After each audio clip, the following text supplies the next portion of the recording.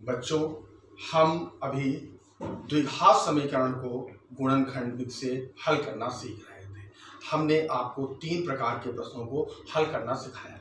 अब हम एनसीईआरटी की पुस्तक के 4.2 एक्सरसाइज के प्रश्नों को हल करना सीखेंगे। अब देखो बच्चों, प्रश्नावली 4.2 के पहले प्रश्न का पहला खंड क्या है? x² - 3x - 10 = 0। इसको हमें हल करना है। तो अभी हमने जो सीखा था, हम x² लिख लेते हैं और इसकी गुणा इस वाले अचर पद के साथ करते हैं। तो क्या प्राप्त होता है? -10x²। माइनस चिन्ह हमें बच्चों बताता है कि ये हमें जो भी मध्य पद विभक्त करना है वो घटा के करना है। अर्थात जब हमने x को लिखा x² तो x और गुणे x लिखा जा सकता है, लेकिन अब क्या है हमारे पास? 10। 10 के गुणनखंड करो, 10 × 10, 5 दूनी 10। यानी हमें घटा के लाना था, तो 10 में से 1 घटाओगे बच्चों, क्या प्राप्त होगा? 9। 5 में से 2 घटाओगे, कितना प्राप्त होगा बच्चों? 3। तो हमें लाना क्या है? 3। इसलिए ये वाला तो काम नहीं चलेगा, लेकिन ये वाला सही है। तो हम 5x में से 2x घटा दें। 5x में से कितना घटा दें? 2x घटा दें। तो देखो मध्य पद पर आ गए, 5x में से 2x घटा दिया। अब हमने क्या पाया? ध्यान दो, 5 में से 2 गए तो 3x आ गया, और 5 दूनी 10 x² आ गया ये।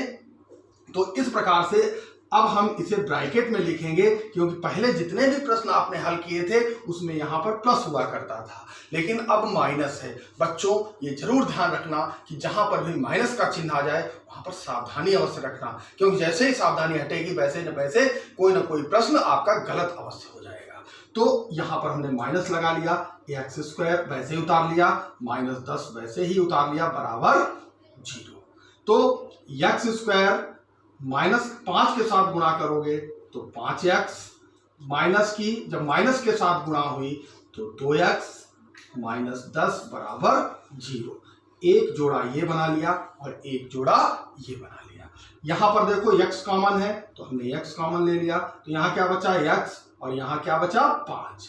यहां से हमने 2 कॉमन ले लिया, यहां क्या बचा बच्चों? x, और यहां 2 पंचे 10। देखो क्या ये एक जैसे पद हैं? यहाँ एक चीज और ध्यान रखना है बच्चों, जब भी आप द्विघात समीकरण को गुणनखंड विधि द्वारा हल करते हैं तो यहाँ पर ये दोनों एक जैसे ही प्राप्त होते हैं। तो हमें इससे पता चल जाता है कि हमारा प्रश्न सही लग रहा है। x - 5 दोनों जगह होने के कारण हमने x - 5 पुनः कॉमन ले लिया। यहाँ क्या बचा? x, और यहाँ क्या बचा? 2। अब हम क्या करेंगे? यदि या तो बच्चों ये 0 के बराबर है और या ये 0 के बराबर है, x - 5 = 0, तो x बराबर 5 और x + 2 = 0 या x बराबर -2। तो इस प्रकार से हमने इस द्विघात समीकरण को हल किया और इसके 2 मूल प्राप्त कर लिए। एक मूल है 5 और दूसरा मूल है -2। बच्चों इस बात को हमेशा याद रखिए कि बहुत ध्यानपूर्वक इन प्रश्नों को हल करिए। बहुत सरल प्रश्न है, करना हमको है, और हम इसे किस प्रकार से हल करते हैं ये हमारे लिए बहुत महत्वपूर्ण है। प्रश्न संख्या 1 का दूसरा खंड है 2x² + x - 6 = 0। इसको भी हमें गुणनखंड विधि से ही हल करना है। तो बच्चों हम अब क्या करेंगे कि 2x² लिख लेंगे और इसकी गुणा -6 से करेंगे। तो 2 की जब -6 से गुणा करेंगे बच्चों तो कितना आ जाएगा? 6 दूनी -12x²। अब 12x² को के ऐसे हमें गुणनखंड करना है जिसके घटाने पर हमें x प्राप्त हो सके। तो क्या होगा? देखो बच्चों, x² का गुणनखंड करोगे तो x और x के रूप में लिख लिया, लेकिन अब 12 के हमें ऐसे गुणनखंड करने हैं जिनका अंतर 1 हो। तो देखो बच्चों, 12 × 12 हो सकता है, 6 दूनी 12 हो सकता है, और 4 तिया 12 हो सकता है। अब बच्चों देखो, 12 में से यदि 1 को घटाओगे तो कितना आएगा? 11। 6 में से 2 को घटाओगे तो कितना आएगा? 4, और 4 में से 3 को घटाओगे तो क्या आएगा? 1। यानी इसका मतलब क्या हुआ कि ये वाला गुणनखंड हमारे लिए उपयोगी नहीं है, ये वाला भी गुणनखंड हमारे लिए उपयोगी नहीं है, लेकिन 4 में से यदि 3 को घटाया जाए तो ये गुणनखंड हमारे लिए उपयोगी हो सकता है, इसलिए 4x में से 3x को घटाएंगे। तो ये जो मध्य पद है इसकी जगह पर हम क्या लिखेंगे, ये वाला पद 4x माइनस 3x, -6 को वैसे ही लिख लेंगे और 2x² को भी हम वैसे ही लिख लेंगे। ठीक है बच्चों, अब हम क्या करेंगे, इसका एक जोड़ा बनाएंगे और इसका एक जोड़ा बनाएंगे। तो इस जोड़े में देखो क्या कॉमन है, 2 और 4, यानी 2 का मल्टीपल 4 में उपस्थित है, इसलिए 2 कॉमन ले लिया और यहाँ x² है और यहाँ x है, तो हमने बच्चों x भी कॉमन ले लिया तो 2x। अब बच्चों क्या बचा यहाँ पर, जब 2 भी कॉमन निकल गया और एक घात भी निकल गई तो यहाँ पर बच्चों बचा x और यहाँ प्लस 2, यानी 2 दूनी 4, x कॉमन निकल गया ब्रैकेट बंद। यहाँ भी माइनस है और यहाँ भी माइनस है, तो माइनस का 3 हमने फिर से कॉमन ले लिया। अब क्या यहाँ बचा, माइनस निकल जाने से यहाँ पर x और माइनस यहाँ निकलने से ये हुआ प्लस, 3 दूनी 6 बराबर 0। अब बच्चों हम क्या देखते हैं, ये वाला पद और ये वाला पद एक जैसा है और इन प्रश्नों में जब हम हल करेंगे तो अगर ये एक जैसे पद आ जाए तो हम ये समझ सकते हैं कि हम प्रश्न सही लगा रहे हैं। तो हमने x + 2 फिर से कॉमन ले लिया, तो यहाँ क्या बचा बच्चों, 2x और यहाँ क्या बचा, 3 बराबर 0। अब हमने द्विघात समीकरण को गुणनखंड विधि से हल कर लिया है। अब हम क्या करेंगे, इसके मूल ज्ञात करेंगे। या तो बच्चों x + 2 शून्य के बराबर होगा या 2x - 3 शून्य के बराबर होगा, तो हम एक एक करके इसे शून्य के बराबर करेंगे। यदि x + 2 बराबर 0 तो x 2 का जब पक्षांतर करोगे तो -2 आ जाएगा। तो इस प्रकार से बच्चों हमने एक मूल ज्ञात कर लिया। अब दूसरा मूल ज्ञात करना है, कैसे करोगे, और 2x - 3 बराबर 0, तो 2x तो यही रहा, -3 का पक्षांतर करोगे तो प्लस का 3।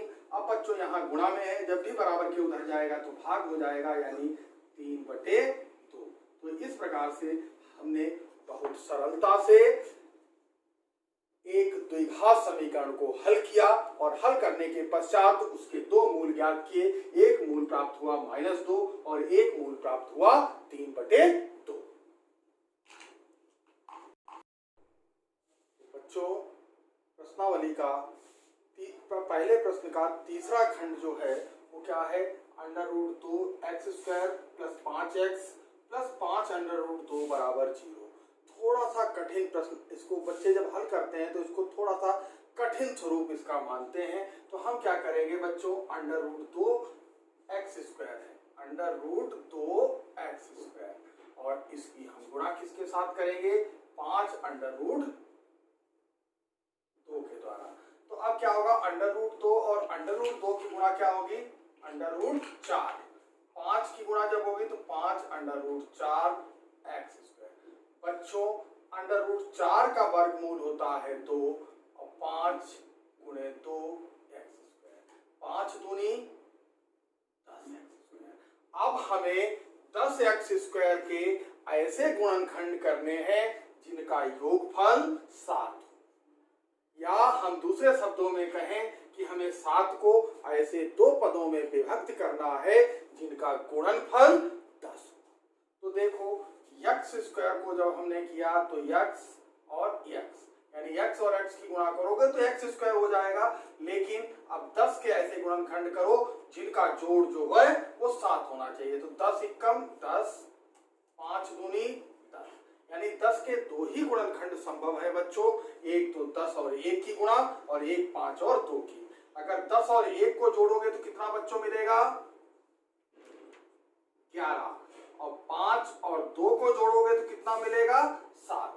तो हमें कितना लाना था, 7 लाना था। तो जरूरी है कि इसका गुणनखंड क्या होना चाहिए, 5 × 2 अर्थात 5 + 2।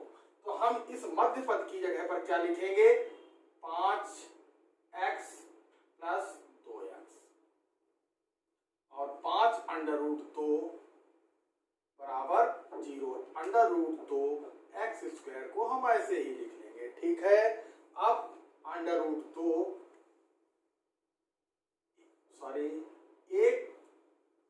ये बन गया और एक जोड़ा ये बन गया। अब देखो बच्चों, under root 2 x square plus 5x में x कॉमन है, तो यहाँ क्या बचेगा, अंडर रूट 2 एक्स प्लस 5। अब यहाँ देखो, हमें लगता है कि कोई भी पद कॉमन नहीं है, लेकिन बच्चों कॉमन है। अगर हम अंडर रूट 2 को लिखें तो क्या लिखेंगे, अंडर रूट 2 गुणे अंडर रूट 2 बराबर 2 होता है। इसका मतलब क्या हुआ कि इस 2 से अंडर रूट 2 कॉमन निकाला जा सकता है। तो अंडर रूट 2 कॉमन जब हमने निकाल लिया तो यहाँ क्या बच गया, अंडर रूट 2x और प्लस 5 बराबर 0। ठीक है, अब देखो ये और ये बराबर है। हम बार बार कहते हैं यदि ये दोनों पद बराबर हो जाएं तो आपको ये समझ लेना चाहिए कि हमारा प्रश्न सही हल हो रहा है। तो under root 2x plus 5 common ले लिया तो यहाँ क्या बचा x और यहाँ क्या बचा अंडर रूट 2 बराबर 0। अब या तो ये वाला गुणनखंड शून्य के बराबर है या ये वाला पद शून्य के बराबर है। तो हम क्या करेंगे, यदि अंडर रूट 2x प्लस 5 बराबर 0 तो अंडर रूट 2x बराबर -5 या x बराबर -5 बटे अंडर रूट।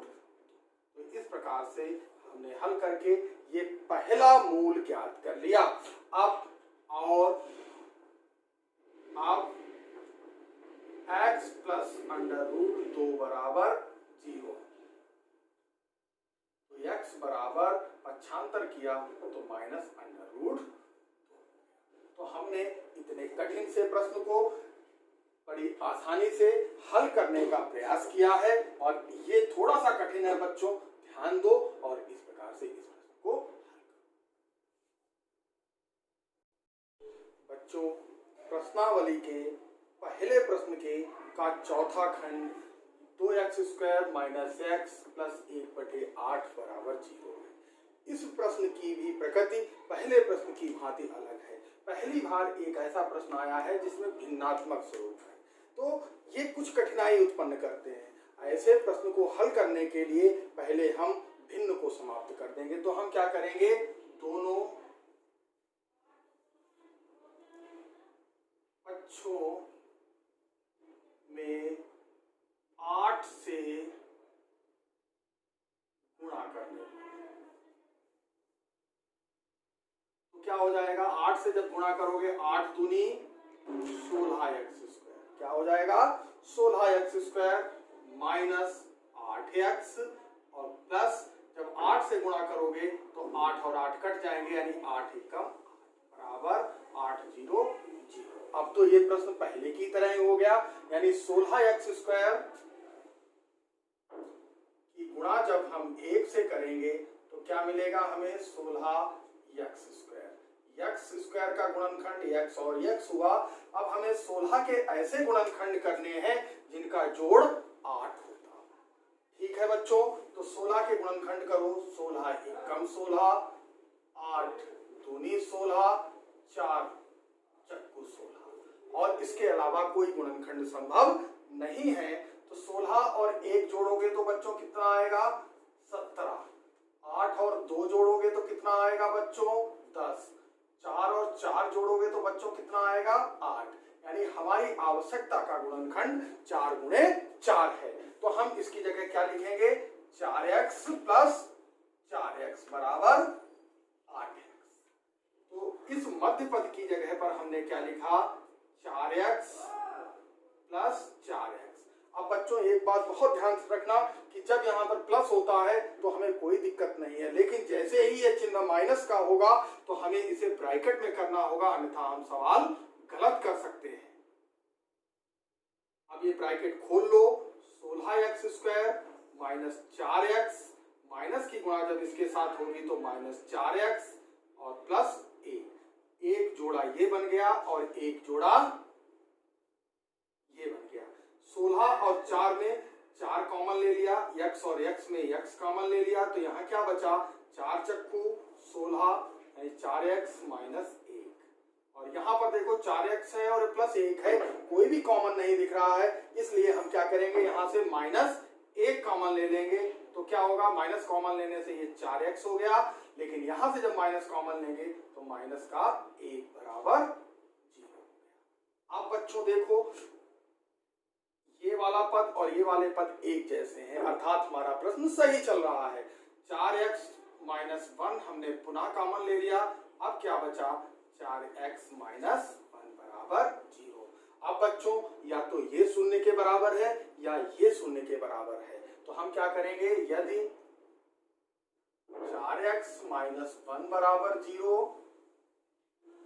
तो 4x बराबर 1, तो x बराबर 1/4, यानी पहला मूल हमको प्राप्त हो गया। और अब हम दूसरे पद को बराबर करेंगे, 4x माइनस 1 बराबर 0, तो 4x बराबर 1, तो x बराबर 1/4। तो अब देखो बच्चों खूब ध्यान से कि अभी तक जितने आपने प्रश्न हल किए थे उसमें मूल हमेशा असमान आते थे, अर्थात एक मूल दूसरा आता था और एक मूल दूसरा आता था, लेकिन पहली बार ऐसा प्रश्न आया है जिसमें दोनों के दोनों मूल समान प्राप्त हुए हैं, अर्थात हम ये कह सकते हैं कि द्विघात समीकरण हल करने पर या तो मूल समान प्राप्त होते हैं या मूल असमान प्राप्त होते हैं। बच्चों पहले प्रश्न का पांचवा खंड 100x² माइनस 20x प्लस 1 बराबर 0 है, इसको भी हमें उसी प्रकार से हल करना है, यानी 100x² की गुणा जब हम 1 से करेंगे तो क्या आ जाएगा, 100x²। तो x की तो बहुत आसान समझ में आ गया होगा, x और x, लेकिन अब हमें 100 के गुणनखंड करने हैं। अब हो सकता है कि तुम्हें गुणनखंड करने ना आते हो, तो अब अगर बड़ी संख्याएं आ जाएंगी तो हम कैसे गुणनखंड करेंगे। देखो बच्चों 100 लिख लेंगे और गुणनखंड विधि ये तो आपने कक्षा 6, 7, 8 में पढ़ी ही है, ये किससे कटेगा, 2 से, तो 2 पंचे यानी 50, 2 दूनी 4, 1 बचा 10 हुआ, 2 पंचे 10, 5 से काटो, पचम 25, इतने गुणनखंड हमको प्राप्त हो गए हैं। अब देखो बच्चों कैसे कैसे हो सकते हैं कि एक बार ये लिख लो और एक बार ये लिख लो, अर्थात 2 गुणे पचम 25 दूना 50, यानी एक गुणनखंड तो ये हो गया। दूसरी बार में हम लोग क्या करेंगे बच्चों, 2 और 2 की गुणा करेंगे, 5 और 5 की करेंगे, यानी 4 गुणे 25 हो जाएगा। तीसरी बार में हम लोग क्या करेंगे, 2 और 5 यानी 2 दूनी 4, पंचे 20 और इसकी गुणा 5 के साथ कर देंगे, ठीक है। अब अगली बार हम लोग क्या करेंगे कि 5 और 2 की गुणा कर लेंगे यानी 10 और दूसरी गुणा 10 गुणे 10 कर लेंगे, और तीसरी गुणा क्या होगी जो स्वयं में होती है 100 गुणे 1। तो इस प्रकार से जब हमने 100 के गुणनखंड किए तो इतने प्रकार से इनका गुणनखंड हो सकता है। बच्चों हमें क्या लाना है, 20x, 50 और 2 जोड़ोगे तो 52 हो जाएंगे, 25 और 4 जोड़ोगे 27 हो जाएंगे, 20 और 5 जोड़ोगे 25 हो जाएंगे, 10 और 10 जोड़ोगे तो कितना हो जाएगा बच्चों, 10 प्लस 10 बराबर 20, यानी हमारी आवश्यकता का गुणनखंड 10 गुणे 10 है, अर्थात जब हम 10 और 10 को जोड़ेंगे तो हमें क्या मिल जाएगा, 20 है। यानी इस मध्य पद को तोड़ने के लिए हम लोग क्या करेंगे, 10x प्लस 10x, यानी 20x को हमने 10x प्लस 10x में लिख लिया, क्योंकि माइनस था इसलिए ब्रैकेट लगाया, 100x² और प्लस 1 बराबर 0, ब्रैकेट खोलो बच्चों, 100x² माइनस 10x, माइनस और माइनस, माइनस और प्लस, माइनस 10x प्लस 1 बराबर 0। अब देखो बच्चों 100 और 10 में क्या कॉमन है, 10, तो क्या बचा, 10 दहम 100 माइनस, सॉरी यहाँ पर 10x कॉमन ले लें। अब यहाँ देखो बच्चों कोई भी पद हमें कॉमन नहीं दिख रहा है, तो हमने पहले प्रश्न में बताया था कि जब कोई भी पद कॉमन ना मिले तो आप सदैव 1 कॉमन ले लीजिए। तो -1 का कॉमन लेने पर क्या बचा, 10x, माइनस कॉमन लिया तो ये -1 बराबर 0। देखो ये दोनों पद बराबर हैं, अर्थात हमारा सवाल सही चल रहा है। हमने क्या किया, 10x माइनस 1 कॉमन ले लिया, अब क्या बचा 10x माइनस 1। ये पहले वाले प्रश्न की ही भांति इसके भी गुणमूल हमारे बराबर प्राप्त होंगे। यदि 10x माइनस 1 बराबर 0 तो 10x बराबर 1, तो x बराबर 1/10।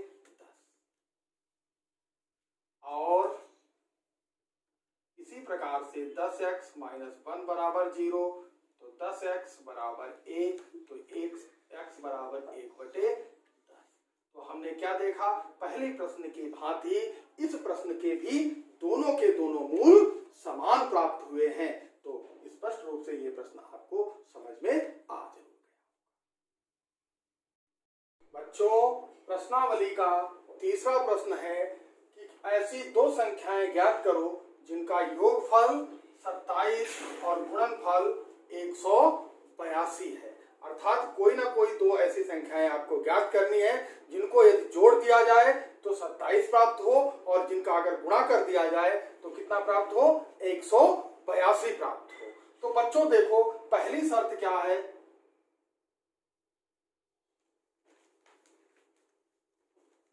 प्रथम शर्त क्या है बच्चों कि दो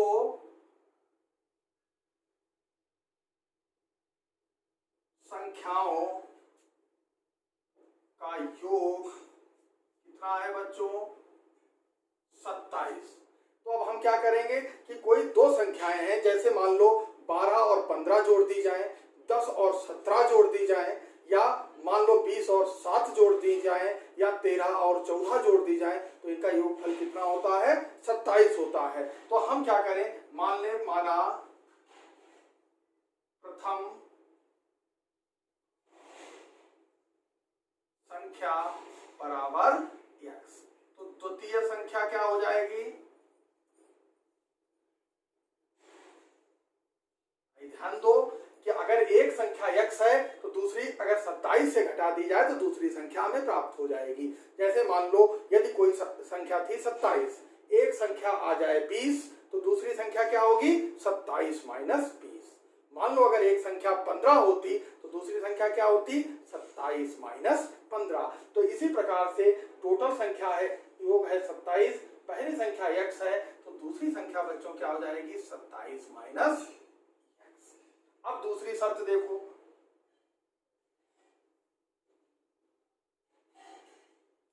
द्वितीय शर्त क्या है बच्चों कि संख्याओं का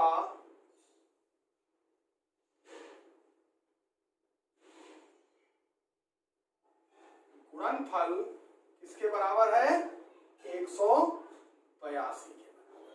किसके बराबर है बच्चों, 182 के। तो पहली संख्या क्या है, x गुणे दूसरी संख्या क्या है, 27 माइनस x बराबर 182। अब ब्रैकेट खोल लो, x और 27 की गुणा करोगे तो 27x माइनस x और x की गुणा करोगे तो x स्क्वायर बराबर 182। ठीक है, अब हम क्या करेंगे, 182 का पक्षांतर कर देंगे, 27x minus x square minus 182 बराबर 0। या इसको व्यवस्थित कर लो, हमने जब आपको द्विघात समीकरण पढ़ाना प्रारंभ किया था तो कहा था कि इनको जब भी लिखेंगे तो व्यवस्थित क्रम में लिखेंगे, और व्यवस्थित क्रम में लिखने के लिए हमें सबसे पहले बड़ी घात लिखी जाती है। सबसे बड़ी घात क्या है यहाँ, x square plus 27x minus 182 बराबर 0। अभी तक हमने माइनस x स्क्वायर का सवाल हल नहीं किया था, तो एक तरीका यह है कि हम माइनस से दोनों पक्षों में गुणा कर दें। तो क्या आ जाएगा, माइनस से जब इसकी गुणा करोगे तो क्या आएगा बच्चों, x स्क्वायर, यहां गुणा करोगे तो माइनस 27x, यहां गुणा करोगे प्लस 182 बराबर 0। तो अब क्या हुआ, ये हमें एक द्विघात समीकरण प्राप्त हो गई। क्या है, x square minus 27x plus 182 बराबर 0। अब हम लोग क्या करेंगे, 182 x स्क्वायर यानी 182 एक्स स्क्वायर के ऐसे गुणनखंड करने हैं जिनका योगफल 27 हो। तो x और x का किया तो x और x लिख लिया। 182 का बच्चों करो तो 18 13 से करो, 13 7 91, या पहले 7 से कर लो।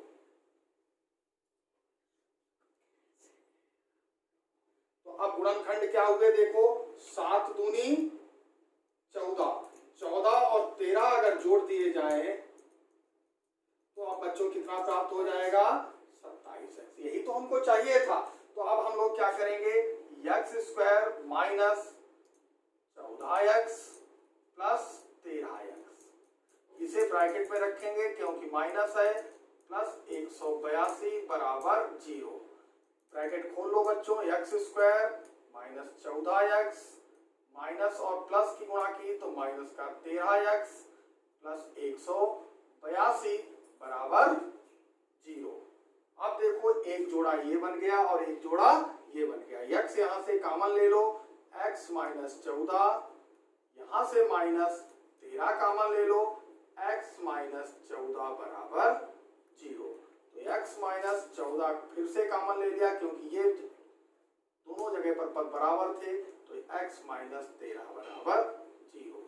यदि x माइनस 14 बराबर 0 तो x बराबर 14 और x माइनस 13 बराबर 0 तो x बराबर 13। अतः दो संख्याएं 13 और 14 है। अब बच्चों देखो अपने उत्तर की आप जांच भी कर सकते हैं। 13 और 14 को जोड़ो तो क्या प्राप्त होगा, 27, और 13 और 14 की गुणा करोगे तो हमें कितना प्राप्त हो जाएगा, 182। तो इसका मतलब क्या हुआ कि हमारे द्वारा लगाया गया प्रश्न पूर्ण रूप से सही है।